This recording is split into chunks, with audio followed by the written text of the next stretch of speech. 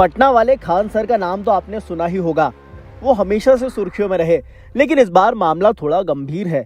दरअसल खान सर 6 दिसंबर को पटना के गर्दनी बाग में विरोध प्रदर्शन कर रहे बिहार लोक सेवा आयोग के अभ्यर्थियों के साथ धरना दे रहे थे। हालात काबू से बाहर हुए तो पहले पुलिस ने लाठियां बरसाई, फिर खान सर समेत 7 लोगों को हिरासत में ले लिया। बताया जा रहा है कि पटना के थाने में खान सर से बॉन्ड भरवाया गया, उसके बाद छोड़ा गया। दरअसल जब पुलिस ने छात्रों को प्रतिबंधित इलाके में इकट्ठा होने से मना किया तो छात्र गुस्से में आ गए और हटने से इनकार कर दिया। इसके बाद पुलिस को लाठी चार्ज करना पड़ा। करीब 1 से 1.5 घंटे तक बीपीएससी दफ्तर के आसपास अफरा तफरी मची रही। आयोग का घेराव करने पहुंचे छात्रों की मांग थी कि नॉर्मलाइजेशन सिस्टम से एकीकृत 70वीं संयुक्त प्रारंभिक प्रतियोगी परीक्षा का परिणाम जारी नहीं किया जाए, जबकि बीपीएससी अध्यक्ष पहले ही साफ कर चुके हैं कि आयोग ने बताया है कि नॉर्मलाइजेशन सिस्टम से रिजल्ट जारी नहीं होगा।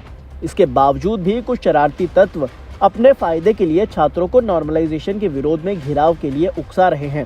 उन्होंने बताया कि 70वीं संयुक्त प्रारंभिक परीक्षा का परिणाम पहले के जैसे ही जारी किया जाएगा। इस बीच खान सर का इस पर क्या कहना है, सुनिए। कभी कहेंगे 3 पेपर अलग रहेगा, कभी कहेंगे मल्टीपल दिन में होगा, कभी कहेंगे हम लोग आखिरी दिन में भी चेंज कर सकते हैं। सचिव कुछ और बोलेंगे, अध्यक्ष कुछ और बोलेंगे, बाहर मीडिया में कुछ और आएगा। ये क्या चीज बना के रख लिए लोग, बताइए। एक अध्यक्ष महोदय ने हम लोगों से कहा था कि 15 तारीख को हम विद्यार्थियों से बात करेंगे। बताइए अध्यक्ष महोदय क्यों नहीं बात किए आप लोग? हम लोग से विद्यार्थी पूछता, हम लोग क्या जवाब दे दें? यहाँ पे हम लोग को मजबूर किया गया। 1 हफ्ता बच गया है विद्यार्थियों को। बताइए कितना दुर्भाग्य होगा कि चाणक्य की धरती पर अगर ऐसा होगा कि 1 हफ्ता पहले अगर कहा जाए कि हम लोग को प्रोटेस्ट करना पड़े। हम लोग नहीं चाहते हैं। बस एक बार अध्यक्ष महोदय अपने बात से बोल दें कि नॉर्मलाइजेशन नहीं होगा और ऑफिशियल ट्वीट कर दें कि 1 एग्जाम 1 पेपर 1 शिफ्ट। हम लोग को और कोई मांग नहीं है, हम यहाँ से लौट जाएंगे। अध्यक्ष महोदय और सचिव महोदय से कहते हैं कि आप मान लीजिए यहाँ पर ये बच्चे आप पर फूल माला चढ़ाते हुए लौट जाएंगे। हमें किसी से कोई व्यक्तिगत दुश्मनी नहीं है। हम लोग भी गला फाड़ फाड़ के पढ़ाने के बाद यहाँ पर ये देखिए, नॉर्मलाइजेशन की तरीका एक ऐसा है कि अगर उसमें एक भी कर्मचारी गलत नियत से निकला तो किसी को 10 नंबर बढ़ा के दे देगा।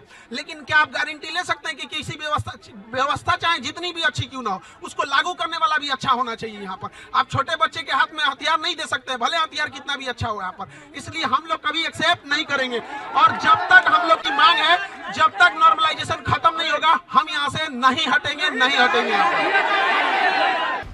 सवाल ये कि आखिर नॉर्मलाइजेशन विधि है क्या?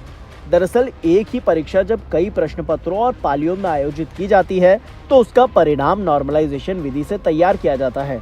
परिणाम प्रतिशत अंक के बजाय परसेंटाइल पर जारी होता है। इसका मकसद अलग अलग पालियों में आयोजित परीक्षा के परिणामों को समान स्तर पर लाना होता है।